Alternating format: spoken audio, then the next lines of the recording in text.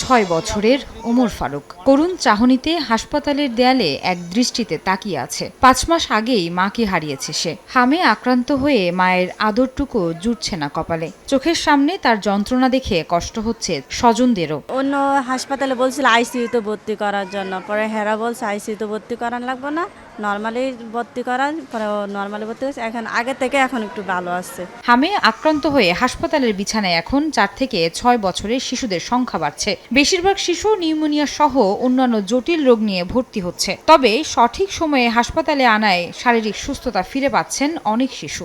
প্রথম রয়েছে, এরপর বোনে রয়েছে, তখন এই জায়গায় আনছি, এখন ট্রিটমেন্ট চলতে আছে। হামের থেকে এখন নিউমোনিয়াটাই রয়েছে, হাম ভালো হয়েছে, নিউমোনিয়া একটু বেশি, তো এটা সময় লাগবে বলছে। চিকিৎসা নেয়ার পরেও কিছু শিশু আবারও হাসপাতালে ভর্তি হচ্ছে। চিকিৎসা নেয়ার প্রথম 1.5 মাস স্বাস্থ্যবিধি মেনে সতর্ক হয়ে চলার আহ্বান জানান চিকিৎসকরা। এটা ভাইরাল ডিজিজ, এটা রোগ প্রতিরোধ ক্ষমতা একদম কমে যাচ্ছে। এই জন্য ভালো হয়ে গেলেও 1 থেকে 1.5 মাস কিন্তু ওর ইমিউনিটি আগের অবস্থায় ফিরে আসতে সময় লাগে। 1 থেকে 1.5 মাস এই সময়টা কিন্তু ওর ইমিউনো সাপ্রেসড কন্ডিশনেই আছে। এই সময় একটা ভালো হলেও বাড়িতে গিয়ে দেখা যাচ্ছে অন্য আরেকটা আক্রান্ত হচ্ছে। সুস্থ হয়ে বাড়ি ফেরা শিশুদের রোগ প্রতিরোধ ক্ষমতা বাড়াতে পর্যাপ্ত ভিটামিন ও প্রোটিনযুক্ত খাবার গ্রহণের পরামর্শ চিকিৎসকদের। আয়েশা সিদ্দিক, সামিয়া, সময় সংবাদ, ঢাকা।